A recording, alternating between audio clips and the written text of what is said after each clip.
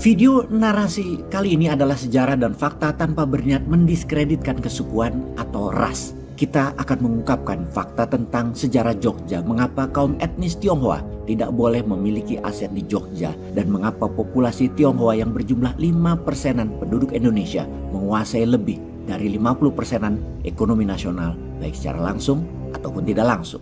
Kita akan bahas dan kita solusikan masalahnya. Di Indonesia itu penduduk Tionghoa hanya 5%, tapi menguasai ekonomi nasional lebih dari 50%. Artinya kekuatannya 10 kali lipat dari jumlahnya. Kita bandingkan dengan ekonomi Malaysia yang juga dikuasai kaum Tionghoa. Di Malaysia 60% ekonomi dikuasai keturunan Tionghoa. Namun populasi Tionghoa merupakan 30% total penduduk Malaysia, alias kalau pakai perbandingan kekuatannya adalah 1:2.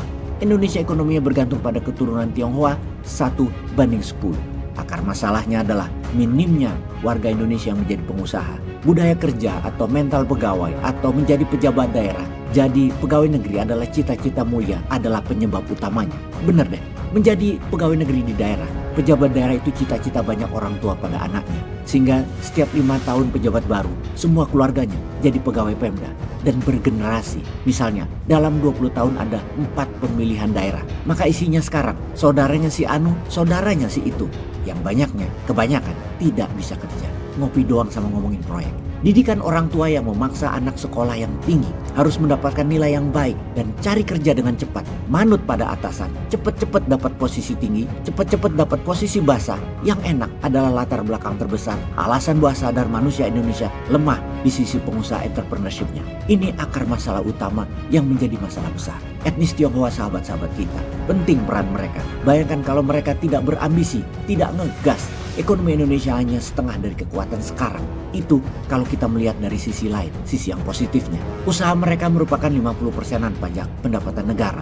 Mereka juga memperkerjakan orang. Dan sesungguhnya kalau melihat fakta data ini, tantangan terbesar ada dalam diri kita sendiri yang belum membangun diri kita untuk menjadi pengusaha. Saudara kita Tionghoa tidak salah, yang kurang kita. Dalam 7 pemerintahan di sisi bernegara, usaha menyeimbangkan bahkan menaikkan agar semua orang dapat kesempatan berwirausaha. Terbukti belum pernah dipermudah. Sekali lagi, yang kita minta adalah kesamaan kesempatan, kesamaan peluang. Siapa yang rajin, siapa yang pintar, siapa yang berprestasi, siapa yang menciptakan produk unggulan, siapa yang berkarya, dialah yang paling berpeluang.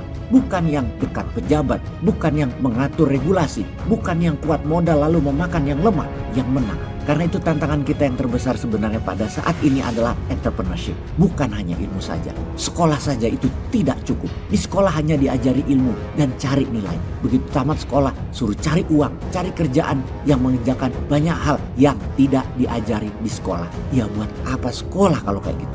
Sementara saudara kita etnis Tionghoa, karena di rumah orang tuanya mereka ngomongin jualan, dagang, ngomongin transaksi, baik lagi makan, menerima tamu, diskusi keluarga, yang didengar di telinga anak-anak adalah bisnis, dagang, usaha, modal, cuan, sehingga berbisnis itu sudah ada di bawah sadar mereka sejak masih kanak-kanak. Di sisi lain, kaum kebanyakan anak-anaknya sekolah seharian, bapaknya bekerja, pulang malam, gak ketemu anak karena sibuk jadi pegawai negeri atau pegawai swasta milik keturunan Tionghoa. Weekend istirahat tidur seharian, minggu jalan dengan keluarga, gak bicara bisnis, paling bicara politik. Ya Ganjar lah, Prabowo, Jokowi, Anies, itu paling omongan yang anak-anak banyak dengar. Kapan mereka menjadi pengusaha yang tangguh? Ngerti bisnis juga enggak? Itulah akar masalahnya. Sahabat, kita ke Jogja sekarang di mana etnis keturunan Tionghoa dilarang memiliki aset tanah properti di Jogja. Mengapa? Bukan tanpa alasan Sultan Hamengkubuwono ke-9 melarang hal tersebut. Di tahun 1948 saat mempertahankan kemerdekaan NKRI, warga etnis Tionghoa di Jogja malah mendukung Belanda. Dan sejak saat itulah Sultan Jogja, Sultan Hamengkubuwono ke-9 mencabut hak atas kepemilikan aset tanah properti bagi orang-orang Tionghoa di Jogja. Dan ketika tahun 50-an, ketika kemerdekaan Indonesia berhasil dipertahankan, warga Tionghoa mau eksodus keluar dari Jogja. Namun Sultan Jogja dengan wibawanya berkata kepada keturunan etnis Tionghoa yang pernah berkhianat tersebut, tetaplah tinggal di Jogja. Tapi maaf, saya cabut satu hak Anda, di mana yang lainnya kalian bebas melakukan apapun. Hak yang saya cabut adalah kalian tetap tidak bisa memiliki aset atas tanah dan properti di Jogja. Dalam perjalanannya hingga saat ini, kalangan cukup, investor Tionghoa dan beberapa pengusaha papan atas etnis Tionghoa pernah menggugat aturan di Jogja itu. Dalilnya adalah rasis dan tidak adil. Namun oleh Mahkamah Agung tetap tidak dikabulkan karena hal itu bagian dari keistimewaan Yogyakarta. Inilah peluang dahsyat di Jogja. Peluang di Jogja adalah aset milik Anda di Jogja. Yuk kita kerjasamakan dengan para pengusaha pinter-pinter yang bawah sadarnya cuan. Kita bangun Indonesia dari Jogja agar terjadi pembiasaan belajar jadi pengusaha dari mereka yang ahlinya supaya masuk ke bawah sadar pikiran banyak putra-putri bangsa Indonesia. Peace.